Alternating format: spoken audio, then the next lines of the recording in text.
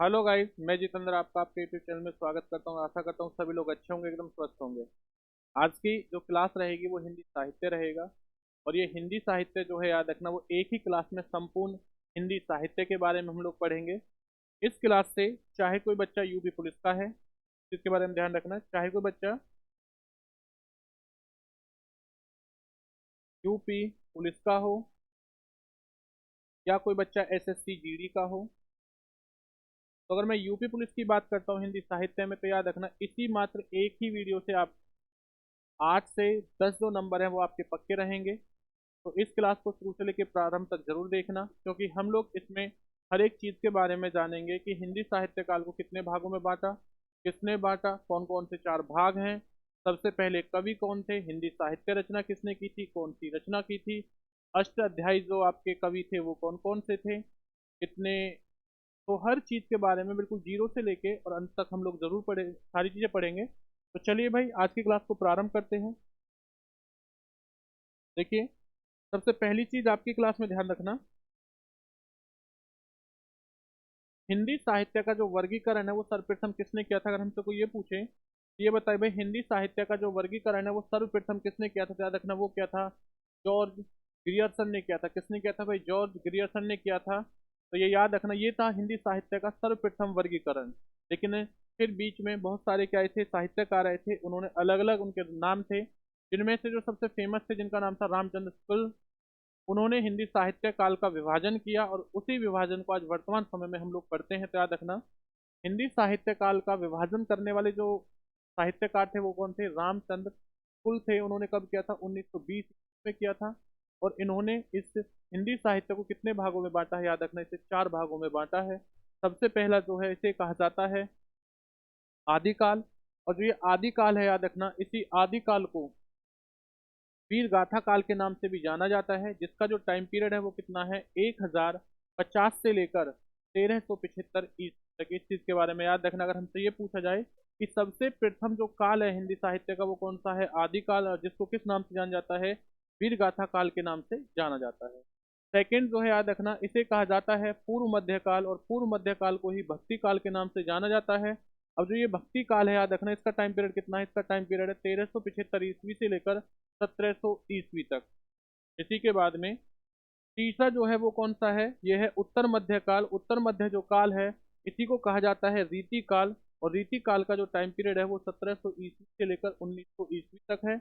उसके बाद में चौथा है आधुनिक काल। आधुनिक काल को क्या कहते हैं? इसे गद्य काल भी कहा जाता है। इसका टाइम पीरियड कितना है? 1900 ईस्वी से लेकर अब तक। तो हमारी ये 4 चीजें हैं, याद रखना। हिंदी साहित्य काल को कितने भागों में विभाजन किया गया है? 4 भाग में विभाजन किया गया है। पहला है आदिकाल, जिसे वीर गाथा काल के नाम से जाना जाता है। दूसरा है पूर्व मध्य काल, जिसे भक्ति काल के नाम से जाना जाता है। तीसरा है उत्तर मध्य काल, जिसे रीति काल के नाम से जाना जाता है। चौथा है आधुनिक काल, जिसे गद्य काल के नाम से जाना जाता है। चलिए आगे बढ़ते हैं।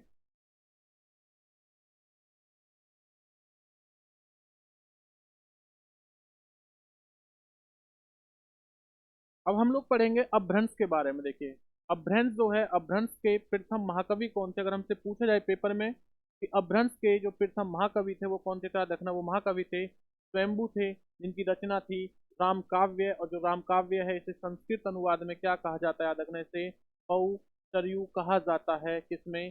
संस्कृत अनुवाद में। किसे भाई? राम काव्य को। और ये रचना की किसने थी? स्वयंभू ने की। तो स्वयंभू ही कौन थे? ये अपभ्रंश भाषा के कौन थे? प्रथम महाकवि थे, याद रखना।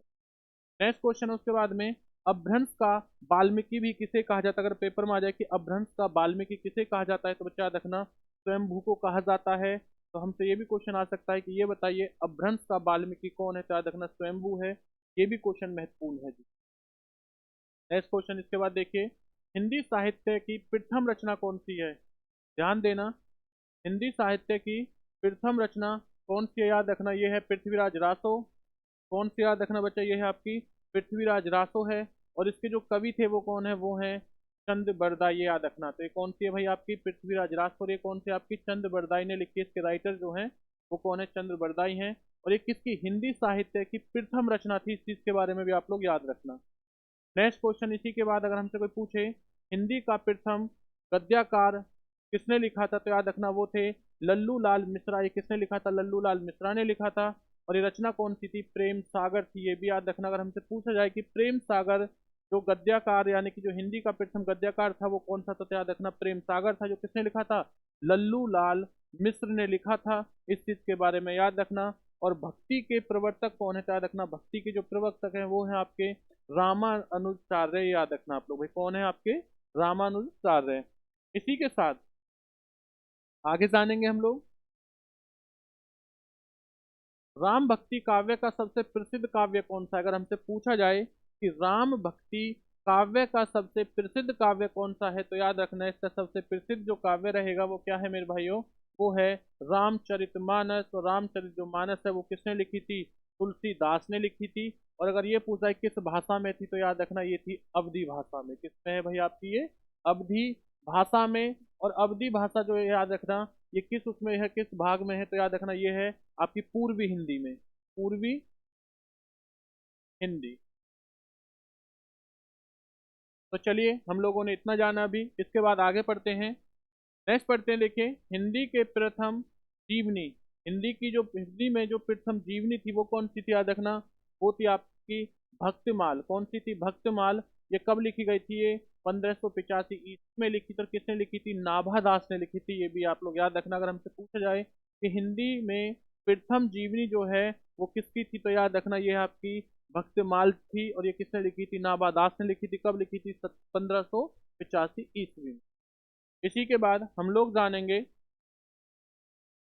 सूर्यकांत त्रिपाठी निराला की जो प्रथम जो काव्य कीर्ति थी वो कौन सी थी? अगर हमसे पूछा जाए कि सूर्यकांत त्रिपाठी निराला की प्रथम काव्य कीर्ति कौन सी थी, तो बच्चे ध्यान देना यह है हमारी जूही की कली। कौन सी है?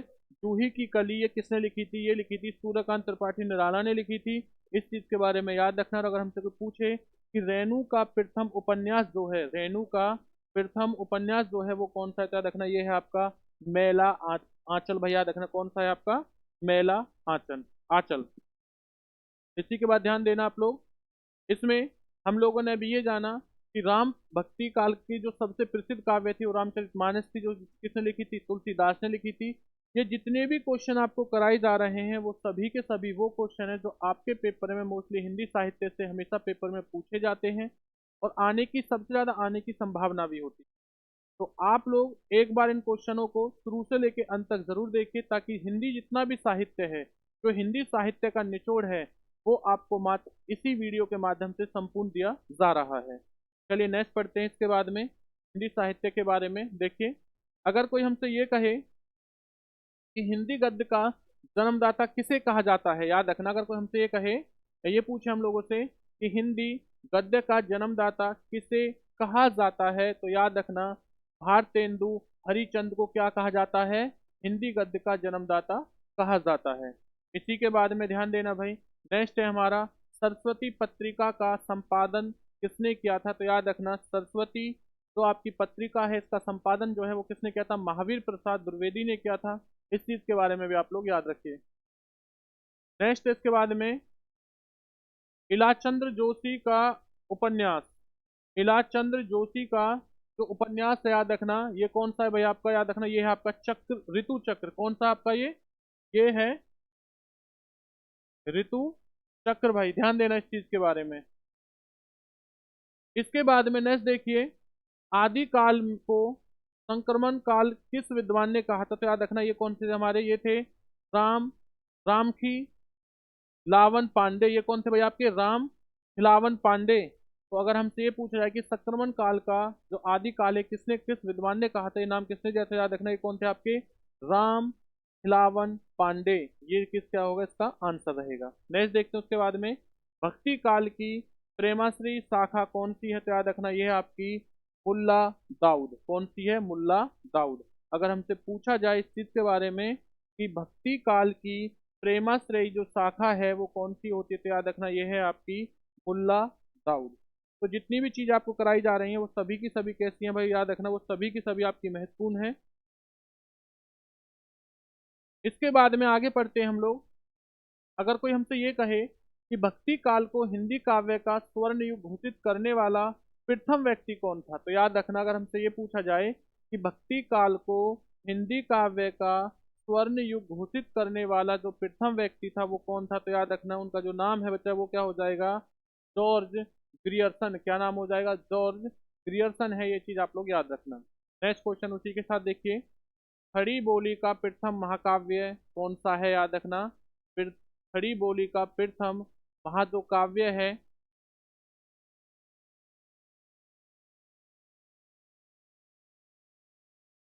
महा जो काव्य है वो कौन सा? तो याद रखना ये हो जाएगा आपका प्रिस प्रवास। जो किसने लिखा था?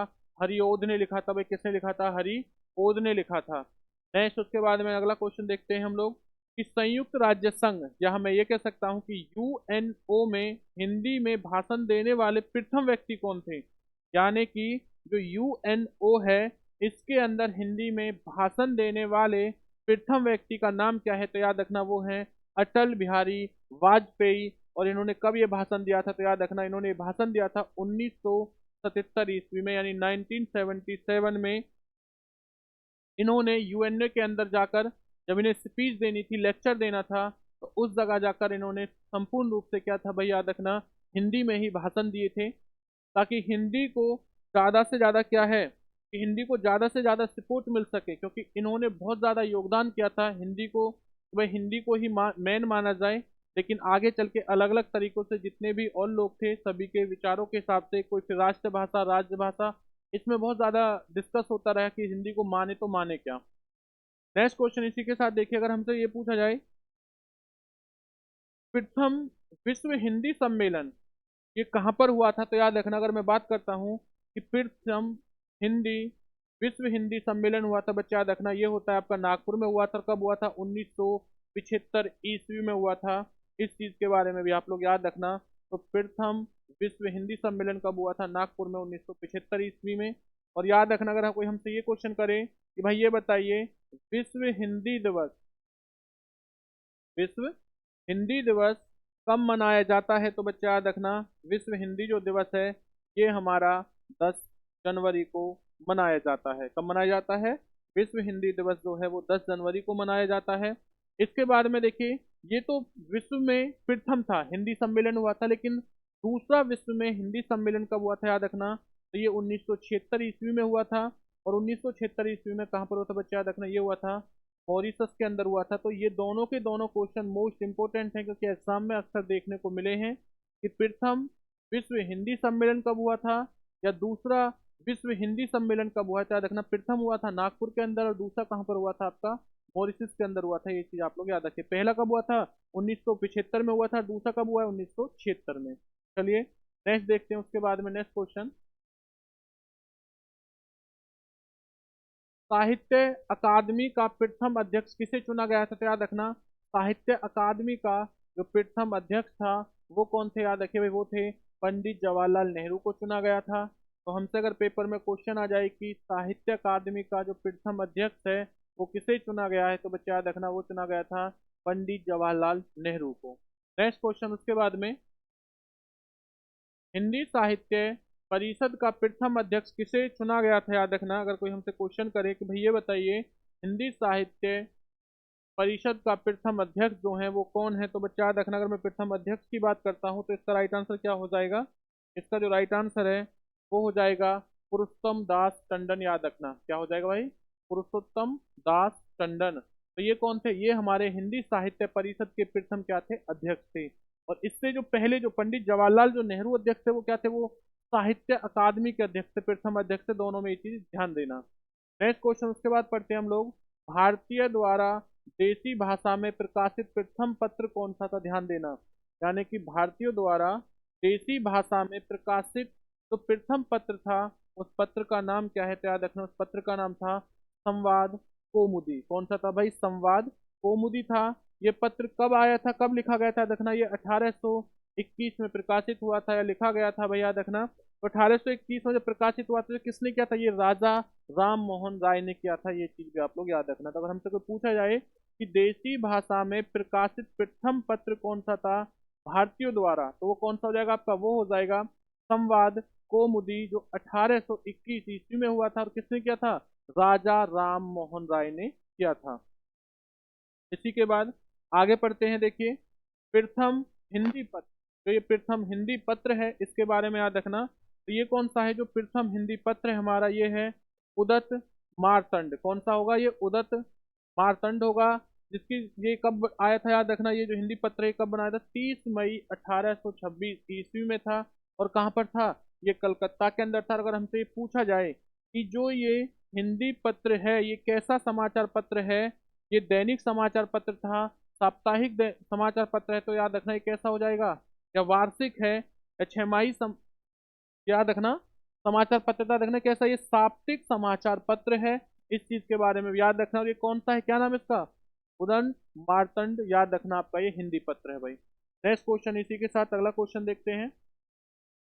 अगला क्वेश्चन देखिए क्या है, हिंदी के लिए प्रथम साहित्य अकादमी पुरस्कार किसे मिला था। तो याद रखना अगर मैं बात करता हूँ कि हिंदी के लिए प्रथम जो साहित्य अकादमी पुरस्कार है ये किसे मिला था, तो ये मिला था हिम तरंगनी को मिला था। किसे मिला था मेरे भाई, याद रखना ये हिम तरंगनी को मिला था। और हिम तरंगनी के लिए मिला था, किसे मिला था, ये मिला था माखन लाल चतुर्वेदी को मिला था। और कब मिला था, 1954 ईस्वी में मिला था। इस चीज के बारे में भी आप लोग याद रखिए।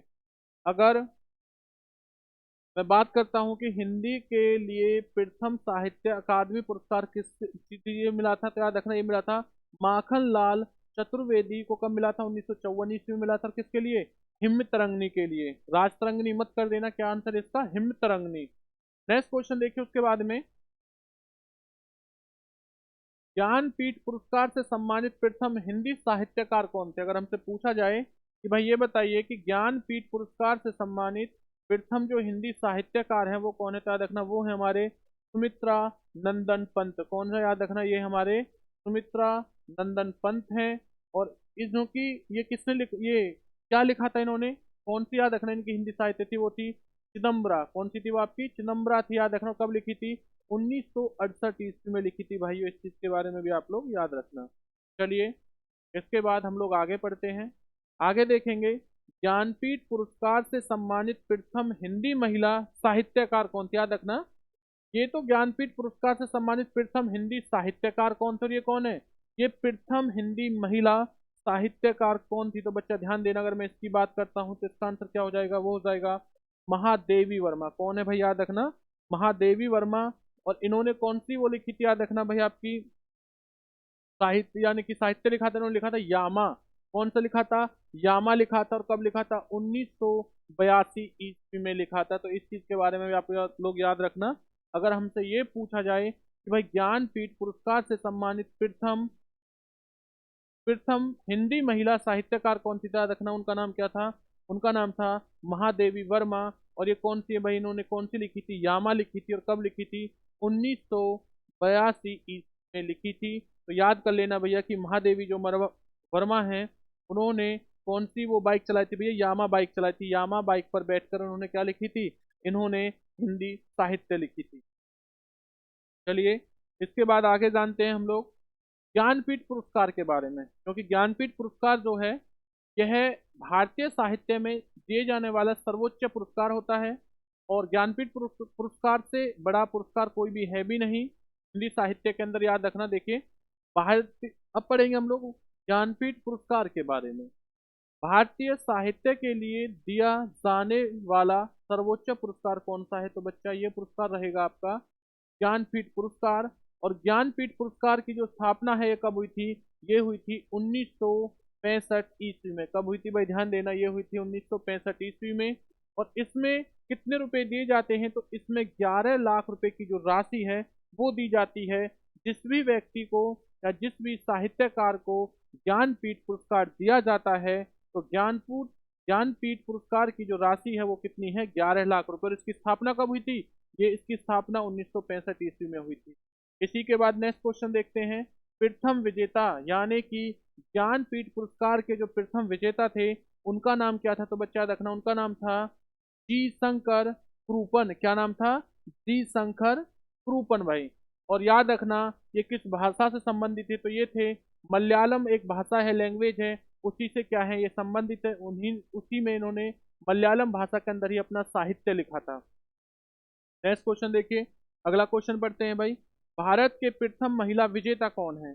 अगर हमसे कोई ये पूछे कि भारत के प्रथम महिला विजेता ज्ञानपीठ पुरस्कार की कौन है, तो याद रखना बच्चे कौन है आपकी, ये हैं आशापूर्ण देवी। और आशापूर्ण देवी है किस भाषा से हैं, ये हैं बांग्ला भाषा से, बंगाल से। तो याद रखना इस चीज के बारे में। तो पहले जो प्रथम व्यक्ति की बात आएगी तो श्री शंकर कुरुपन होगा, और अगर पहली महिला की बात आएगी तो आशापूर्ण देवी होगा। याद रखना कौन सी रहेंगी, बांग्ला से जी। नेक्स्ट क्वेश्चन इसी के बाद देखिए, आखिरी विजेता कौन है। याद रखना अगर हमसे पूछा जाए कि ज्ञानपीठ पुरस्कार के जो आखिरी विजेता हैं वो कौन से थे, तो याद रखना वो हैं अमिताभ घोष। और अमिताभ घोष जो है उन्हें कब मिला था, अंतिम ये मिला था 2018 ईस्वी में भाई।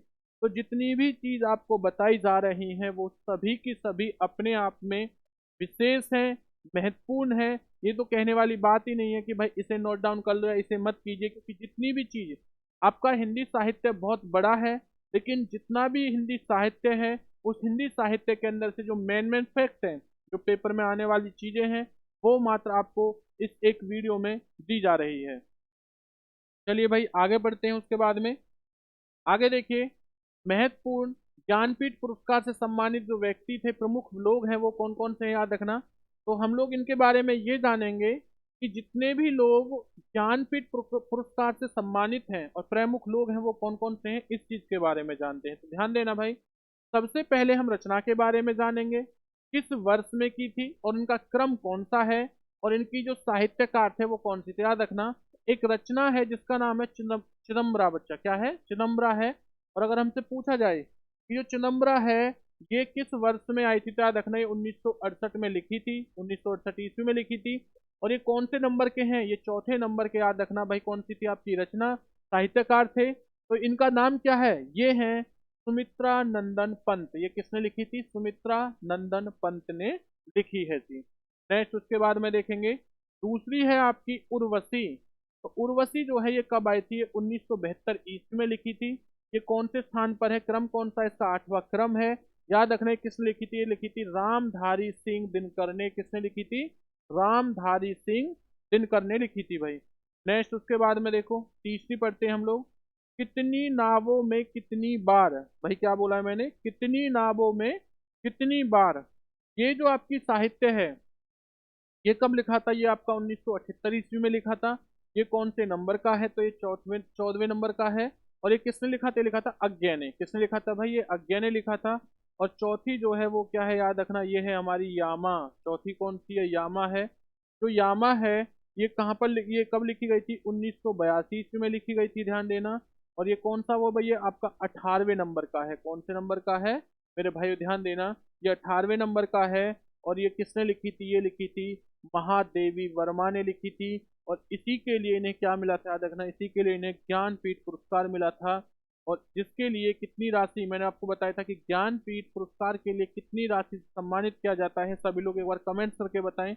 दो चीज आपको बिल्कुल अभी जस्ट पढ़ाई है भाई। अगर मजा आ रहा हो तो वीडियो को शेयर करना, लाइक करना, और जितना ज़्यादा हो सके अपने मित्रों के पास आप लोग इस वीडियो को शेयर कर दीजिए, अपने दोस्तों के पास शेयर कर दीजिए। और अगर आपको किसी भी बच्चे को नोट्स चाहिए तो वह हमारे इस नंबर पर कांटेक्ट कर सकता है, 9911115866। इस पर वो व्हाट्सअप कर सकता है और इसी प्रकार के जितने भी हिंदी से जुड़े हुए महत्वपूर्ण नोट्स हैं उन्हें प्राप्त कर सकता है। चाहे वो बच्चा यूपी पुलिस का है, चाहे वो एसएससी जीडी का हो, या वो बच्चा किसका है, झारखंड पुलिस का हो। ये आप लोग ध्यान देना। चलिए आगे बढ़ते हैं। इसके बाद में कुछ हमारे सिद्धांत हैं और इनके क्या है, सिद्धांतकार हैं। ये आपके एग्जाम में देखने को मिलते हैं हमेशा कि भाई सिद्धांत दे देंगे और सीधा हमसे क्या पूछेंगे कि इनका जो सिद्धांतकार है वो कौन है। तो चलिए एक एक करके इस चीज के बारे में भी जानते हैं। तो याद रखना बच्चा, एक हमारा द्वैत। द्वैत जो सिद्धांत है किसने दिया था, ये दिया था मध्वाचार्य ने दिया था। किसने दिया था, मध्वाचार्य ने दिया था। तो अगर हमसे पूछा जाए कि भाई ये बताइए जो द्वैत जो है याद रखना सिद्धांत है वो किसने दिया था, ये मध्वाचार्य ने दिया था। दूसरा है हमारे याद रखना द्वैता द्वैत। दूसरा कौन सा है भाई, ध्यान दीजिए, ये हमारा द्वैता द्वैत। और ये किसने दिया था, ये दिया था निम्बार्काचार्य ने। किसने दिया था भाई, याद रखना निम्बार्काचार्य ने दिया था। हमसे अगर पूछ रहे किसने दिया है तो याद रखना निम्बार्काचार्य ने दिया है। तीसरा जो है वो है हमारा शुद्धता द्वैत। कौन सा भाई, शुद्धता द्वैत है, ये किसने दिया है, ये वल्लभाचार्य ने दिया है। किसने दिया है जी, याद रखना ये हमारा वल्लभाचार्य ने दिया है। और ये चौथा है बच्चा, ध्यान देना, ये है हमारा विशिष्टाद्वैत। और विशिष्टा जो द्वैत है ये किसने दिया है? ये दिया है रामानुजाचार्य ने दिया है। तो देखिए ये हमारे क्या है, एक तरफ सिद्धांत है और एक तरफ क्या है, सिद्धांतकार हैं। आपके पेपर में देखने को क्वेश्चन यहाँ से मिलता है। चलिए उसके बाद आगे बढ़ते हैं जी। अगर हमसे पूछा जाए कि वीर गाथा काल के जो प्रमुख कवि हैं या वीर गाथा काल के जो कवि थे वो कौन थे, तो याद रखना वो थे चंद्रबरदाई। और चंद्रबरदाई ने कौन सी पुस्तक लिखी थी? तो ये लिखी थी पृथ्वीराज रासो। कौन सी लिखी थी? पृथ्वीराज रासो। इसी के बाद में अगर हमसे ये क्वेश्चन पूछा जाए कि हिंदी कविता को छंदों की परिधि से मुक्त कराने वाले कौन से साहित्यकार थे, तो बच्चे याद रखना कि हिंदी कविता को छंदों की परिधि से मुक्त कराने वाले जो हमारे, याद रखना, साहित्यकार थे वो कौन थे? श्याम सुंदर दास। वो कौन थे? श्याम सुंदर दास। नेक्स्ट क्वेश्चन देखिए उसी के बाद में, सबसे पहले अपनी आत्मकथा हिंदी में किसने लिखी थी? अगर हमसे पूछा जाए ये बताइए भाई, सबसे पहले अपनी आत्मकथा है वो हिंदी में किसने लिखी थी? तो वो लिखी थी राजेंद्र प्रसाद ने। किसने लिखी थी भाई? वो लिखी थी राजेंद्र प्रसाद ने लिखी थी। और इन्होंने ही सबसे पहले अपनी आत्मकथा को, याद रखना, हिंदी में लिखा था। नेक्स्ट क्वेश्चन देखिए, पंच परमेश्वर कहानी के लेखक कौन है? तो याद रखना ये कौन है भाई? ये प्रेमचंद है। पंच परमेश्वर, ये कहानी आप लोगों ने पढ़ी होगी जब आप 5th या 6th क्लास में पढ़ते होंगे, तो हिंदी का एक टॉपिक होता था पंच परमेश्वर। याद रखना ये किसकी थी? ये थी प्रेमचंद की भाई। नेक्स्ट है प्रगतिवाद उपयोगितावाद का दूसरा नाम क्या है? यानी कि प्रकृतिवाद या उपयोगितावाद का जो दूसरा नाम है वो क्या है? तो याद रखना वो है आपका नंद दुलारे वाजपेयी। क्या है? नंद दुलारे वाजपेयी जी। नेक्स्ट क्वेश्चन है उसके बाद में, अगला क्वेश्चन देखिए, हिंदी साहित्य के इतिहास के सर्वप्रथम लेखक का नाम क्या है? अगर हमसे पूछा जाए कि हिंदी साहित्य के इतिहास के सर्वप्रथम लेखक का नाम क्या है, तो ये क्या है आपका? याद रखना गारसा दे तासी। क्या हो जाएगा? गारसा दे तासी। तो ये है हमारे, याद रखना, हिंदी साहित्य के इतिहास के सर्वप्रथम लेखक का नाम है भाई। इसी के बाद में आगे बढ़ते हैं। देखिए अगर हमसे कोई ये पूछे कि अवधी भाषा के प्रमुख कवि कौन है, ध्यान देना, अगर कोई पूछे कि भाई ये बताइए अवधी भाषा के प्रमुख कवि कौन है, तो बच्चा याद रखना ये कौन है आपके? ये है तुलसीदास। तो क्या नाम हो जाएगा भाई? तुलसीदास। नेक्स्ट है सर्वप्रथम रीति काल को श्रृंगार काल किसने कहा है? अगर हमसे पूछा जाए कि सर्वप्रथम रीति काल को श्रृंगार काल किसने कहा है, याद रखना तो श्रृंगार काल कहने वाले हैं विश्वनाथ प्रसाद मिश्र। कौन है भाई? विश्वनाथ प्रसाद मिश्र जी। चलिए इसके बाद आगे बढ़ते हैं हम लोग, ध्यान देना। नेक्स्ट क्वेश्चन देखो आदिकाल के बारे में, कि आदिकाल को बीजपन बीज वपन, याद रखना, बीज वपन काल किसने कहा है? तो ध्यान देना भाई, आदि काल को बीज वपन काल किसने कहा है? तो बच्चा ये कहा है आपका महावीर प्रसाद द्विवेदी ने। किसने दिया है भाई? याद रखना महावीर प्रसाद द्विवेदी ने।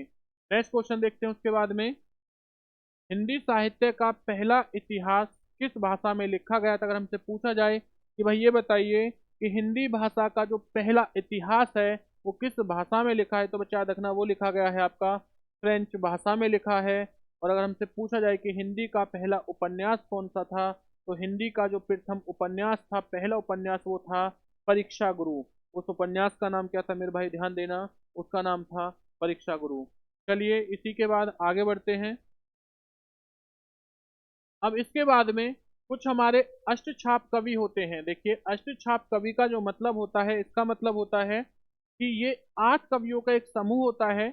और इन 8 कवियों के समूह को 2 भागों में विभाजित किया गया है। पहले पर आते हैं वल्लभाचार्य के शिष्य, दूसरे पर आते हैं विठल नाथ के शिष्य। तो वल्लभ तो आचार्य हैं आपके, याद रखना वल्लभ आचार्य के जो शिष्य हैं इनके 4 हैं। और जो इनके पुत्र यानी कि कौन थे, विठल नाथ जो थे, इनके भी शिष्य कितने हैं? 4 हैं। इन्हीं 4 यानी कि दोनों को 8 को मिलाकर कहा जाता है अष्टछाप कवि। अब देखो अगर हमसे पूछा जाए कि भाई वल्लभ आचार्य के जो शिष्य हैं उनके नाम क्या हैं, तो याद रखना इनके नाम थे सूरदास। कौन है? सूरदास। और याद रखना सूरदास जो है, याद रखना वो अष्टछाप या वल्लभ आचार्य के क्या हैं, ये वल्लभाचार्य के सर्वश्रेष्ठ कवि माने जाते हैं। सेकंड पर हैं कुंभन दास। सेकंड पर कौन है? याद रखना बच्चा, ये हैं आपके कुंभन दास। तीसरे पर हैं परमानंद दास। और चौथे पर हैं कृष्णदास। तो ये जो चार कवि हैं ये किसके माने जाते हैं? वल्लभ आचार्य के माने जाते हैं, इनके शिष्य हैं। और इनमें सर्वश्रेष्ठ कौन माने गए हैं तो याद रखना वो माने गए हैं आपके सूरदास। अगला देखते हैं चित्त स्वामी, कौन से भाई? चित्त स्वामी। उसके बाद है गोविंद स्वामी। तीसरे नंबर पर कौन है? नंददास। और चौथे पर कौन है? चतुर्भुजदास। ये जो चारों जो याद रखना कवि हैं ये किसके हैं? ये हैं विठल नाथ के शिष्य हैं। तो चार ये हो जाते हैं वल्लभ आचार्य के, और चार जो है वो किसके हो जाते हैं? वो विठल नाथ के हो जाते हैं। तो टोटल मिला के 8 हो जाते हैं, और इन्हीं 8 को क्या कहा जाता है? इन्हीं को कहा जाता है अष्टछाप कवि कहा जाता है। इसी के बाद में थोड़ी जानकारी आगे देखते हैं। अगर कोई हमसे ये कहे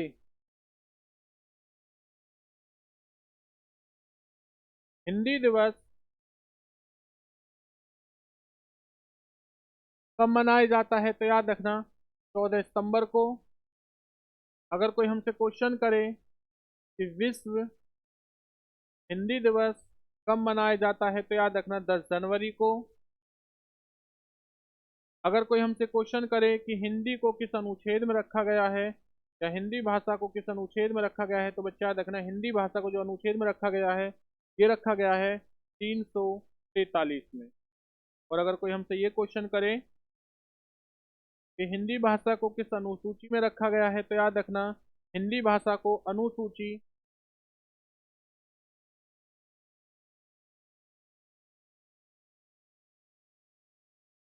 यह क्या है आपका अनुच्छेद, तो अनुसूची 8 में रखा गया है। और जिस समय अनुसूची 8 में रखा गया था उस समय प्रारंभ में कितनी भाषाएं थी तो याद रखना उस समय प्रारंभ में जो भाषाएं थी वो थी 14। लेकिन अगर पूछे कि भाई वर्तमान में भाषाएं कितनी अनुसूची 8 में, तो याद रखना अनुसूची 8 में जो भाषाएं हैं वो है 22। 15वीं यानी 14 के बाद जो 15वीं भाषा जुड़ी थी वो 21वें संशोधन के बाद जुड़ी थी, याद रखना।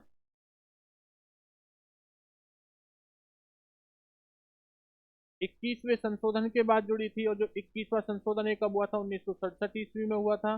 ये 15वें नंबर की भाषा थी जो जोड़ी थी, उसका नाम था सिंधी भाषा। ये कौन सी थी आपकी? सिंधी भाषा 15वें पर। इसके बाद में फिर 92वां संशोधन हुआ था। जो 92वां संशोधन हुआ है इसमें 3 भाषाएं जोड़ी थी। इसकी एक ट्रिक होती है जिसका ट्रिक है नमक। नमक से क्या हो जाएगा याद रखना, ऐसे हो जाएगा नेपाली, ऐसे हो जाएगा मणिपुरी, और कैसे हो जाएगा कोकनी। तो ये आपकी टोटल कितनी होगी? यानी कि 15 और 3 आपकी 18 हो जाएंगी। 18 भाषाएं हैं। तो जो मैंने आपको 22 बताई हैं, तो आपकी 4 और बची हैं। ये याद रखना अगर मैं 4 भाषाओं की बात करता हूँ तो ये 4 भाषाएं 18 4 22 आने की कौन सी भाषाएं बचेंगी? 4 भाषाएं। एक आपका जो ट्रिक है वो हो जाएगी बच्चे, ध्यान देना, बोडो, सम, या बोडो मास। बोडो मास कौन कौन सी हो जाएंगी? वो से हो जाएगी बोडो, दो से हो जाएगी डोगरी भाषा, मास से हो जाएगी आपके याद रखना मैथिली भाषा, से ऐसे कौन सी? संथाली भाषा। ये 4 भाषा आपकी हो जाएंगी। टोटल कितनी होगी भाई आपकी? 18 हो गई। इसी तरीके से अनुसूची 8 में वर्तमान में कितनी भाषाओं को रखा है याद रखना, ये रखा गया है आपकी 22 भाषाओं को। तो भाई जितनी भी महत्वपूर्ण चीजें थी वो सभी की सभी आपको इस वीडियो के माध्यम से दे दी गई हैं। अब हिंदी साहित्य में बाकी मैंने पहला पार्ट पहले बना रखा है, आप लोग उस पार्ट को भी देख लीजिए। अब इसी के साथ आज की क्लास को हम समाप्त करते हैं, समापन करते हैं।